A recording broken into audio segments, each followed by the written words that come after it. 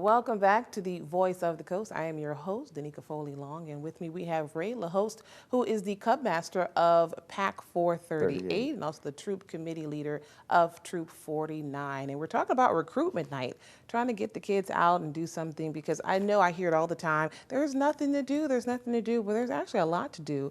And I would actually call it Boy Scouts, but we've since changed that. Actually, now it's called Scouts BSA, Yes, and it welcomes boys and girls. So tell me about Recruitment Night, which is coming up next Tuesday, August 24th. Tuesday at 6 o'clock, we'll meet at the auditorium. We'll have activities for the kids, as well as instructions or information for the adults. For the parents, we'll be there. We'll have a lot of people there to answer any questions they may have concerning the program. And it's mainly to get the kids out and see a little bit of what we do. And hopefully they will join up with us. Now, what most times I think when people think of the Scouts, they typically think of fires, campfires, going camping, but there's so much more to scouting. What are some of the activities that the Scouts actually do on a regular basis? Well, we've done flag raisings for for the city, for the, the Bears radio, I think it is. Mm-hmm. We've done flag raisings for them. We've placed flags on the graves of veterans at the cemetery. We retire American flags. If you got a flag that's really old and it's getting kind of worn out, if you drop it by the VFW hall, there's a big red mailbox. Drop it there, we'll take care of it. And once or twice a year, we go out to the lake and we have a retirement ceremony. Right. There actually is a process for that. We've actually been there for it. It really is a beautiful ceremony that does require fire, but there is a proper way of disposing an American flag. Yes, ma'am. You have to separate the colors, and once you never separate the blue. Blue field stays intact. Mm-hmm. Once we get everything done and the flags are all burnt down to ashes, we let them cool off and we make sure there's no colored material left. We sift through the ashes and we separate the grommets, and the ashes get buried in one spot, mm-hmm, and the grommets in another. That's and not many people know where that is. No, that's right. We put them in a different place every time. So I will say this, because you think about scouting, right, and we're talking about the fun things, but there comes with it comes discipline for the children that are involved.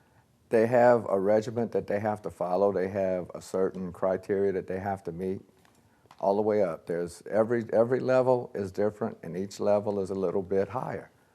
And as they grow up, they get more personal skills, communication skills, leadership skills, how to take care of themselves in the field, survival skills, water skills, how to paddle a canoe if you have to. Look, the world we live in, I think it's necessary some of these kids have this and get it now while they're young. Yeah. So again, if you are interested, a parent, if your child is interested, come on out. It's going to be on Tuesday, August 24th at 6 o'clock. Boys and girls are welcome. Now, although the boys and girls are definitely, they're working collaboratively and together, there still is some sort of a separation, if you will. And the Cub Scouts, well, and the Boy Scouts, we have so few girls right now. We work them together, okay? Our Cub Scouts, when they meet, the girls meet, the boys meet. They meet at the same time, they work out of the same book.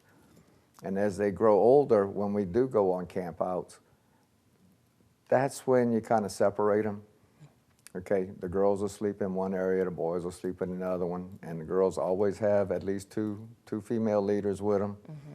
And the Boy Scouts anyway. Cub Scouts, the parents have to be there. But you have 2 female leaders with the girls and at least 2 male leaders with the boys. Awesome.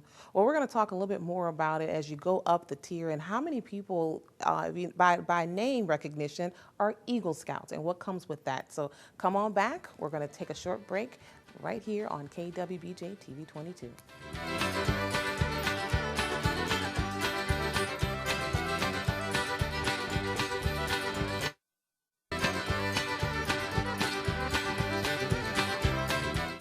welcome back to the Voice of the Coast. I am your host, Danika Foley-Long, and with me we have Ray LaHoste, who is the Cubmaster for Pack 438 and the Troop Committee Leader for Troop 49. Yes, so welcome back. And we talked about Eagle Scout a little bit. So let's talk about the prestige that surrounds being an Eagle Scout. There's so many notables that people may not know who are Eagle Scouts.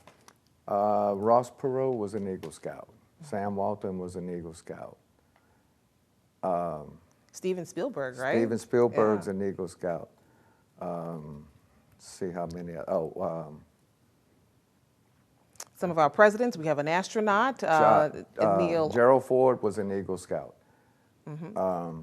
Neil Armstrong yes, is right. an Eagle Scout. Yeah, so that's quite a list so far, just that alone. But we've had our very own Eagle Scouts to come through this area. Do you know some of the ones that are Eagle Scouts? I know I can name at least one or two. There's a Sean Dennis. Sean Dennis. Know Rhonda Dennis's son, and also Chief Blair's son, Austin Blair. Austin Blair, they're cousins. They're both Eagles. We've got, in fact, we still have Ricky Moore is an Eagle Scout who now flies Apache helicopters for the Army. Come on. We've had Jake Olivier was an Eagle Scout, or is an Eagle Scout, I should say, because you never lose that title. That's right. Once an Eagle Scout, always an Eagle Scout. Eagle. And let me talk about that path, right? Because typically, once they become an Eagle Scout, sometimes the path goes into the military. Right. If you're an Eagle Scout and you join the military, once you get out of basic training, you're given a rank up. We've had brothers Brett and Matt Michel. Their dad was the Scoutmaster at 49 before me. Yeah. Both of those boys joined the Marines when they graduated from high school.